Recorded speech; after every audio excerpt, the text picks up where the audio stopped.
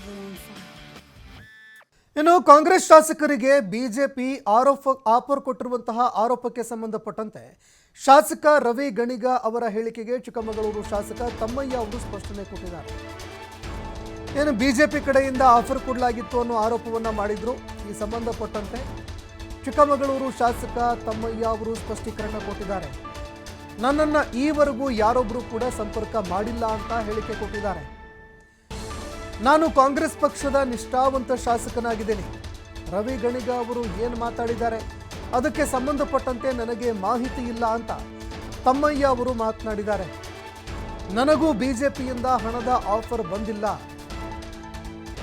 ನನಗೆ ಆ ರೀತಿಯಾಗಿ ಯಾವುದೇ ರೀತಿಯಾದಂತಹ ಆಫರ್ಗಳು ಬಂದಿಲ್ಲ ಅಂತ ಶಾಸಕ ಬಾಬಾ ಸಾಹೇಬ್ ಪಾಟೀಲ್ ಅವರು ಹೇಳಿಕೆ ಕೊಟ್ಟಿದ್ದಾರೆ.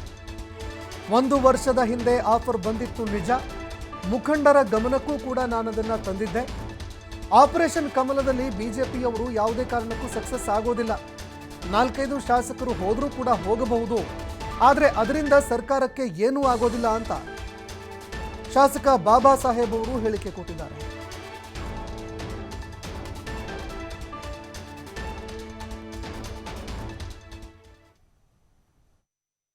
ಕಾಂಗ್ರೆಸ್ ಪಕ್ಷದ ನಿಷ್ಠಾವಂತ ನಮ್ಮ ಕಾಂಗ್ರೆಸ್ ಪಕ್ಷದ ಶಾಸಕ ರವಿ ಗಣಿಗ ಅವರು ಬಿಜೆಪಿ ನಾಯಕರಿಂದ ಕಾಂಗ್ರೆಸ್ ಶಾಸಕರಿಗೆ ಆಫರ್ ಬಂದಿದೆ ಅನ್ನೋ ಒಂದು ಮಾಹಿತಿ ಬಂದಿದೆ ಅನ್ನೋದನ್ನು ಈಗ ತಾನೇ ಪತ್ರಿಕೆ ಸ್ನೇಹಿತರ ಮುಖಾಂತರ ಗೊತ್ತಾಯಿತು. ಆದರೆ ನನಗೆ ಆ ರೀತಿಯ ಸಂಪರ್ಕವನ್ನು ಯಾರೂ ಮಾಡಿಲ್ಲ. ನಾನೊಬ್ಬ ಕಾಂಗ್ರೆಸ್ ಪಕ್ಷದ ನಿಷ್ಠಾವಂತ ಶಾಸಕ.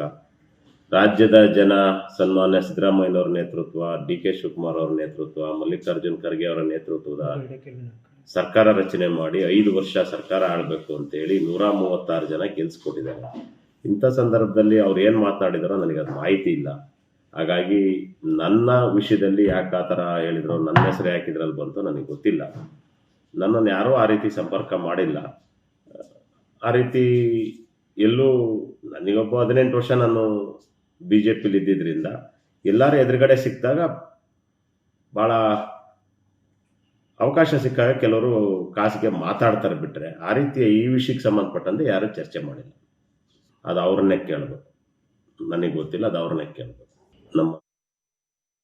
ಇಲ್ಲ, ನನಗೆ ಯಾವುದೇ ಥರದ ಹಣದ ಆಫರ್ ಬಂದಿಲ್ಲ. ಬಟ್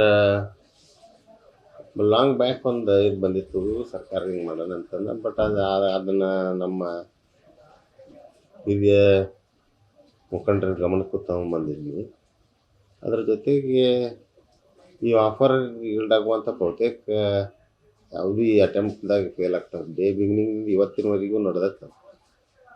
ಬಟ್ ಅದರಲ್ಲಿ 100% they will not succeed in that. ಯಾಕಂದರೆ ಸುಮಾರು 136 ಜನ ನಾವು ಸಿದ್ದರಾಮಯ್ಯನವ್ರ ಸರ್ಕಾರ ಬೆಂಬಲಿಸ್ಕೊಂತ ನಿಂತಿದ್ದು ಅಂದಾಗ ಎಲ್ಲೋ ಒಂದು 4 ಮಂದಿ ಬಳ್ಳೆಣಿಕೆ ಮೇಲೆ ಹೋಗೋದಿಲ್ಲ.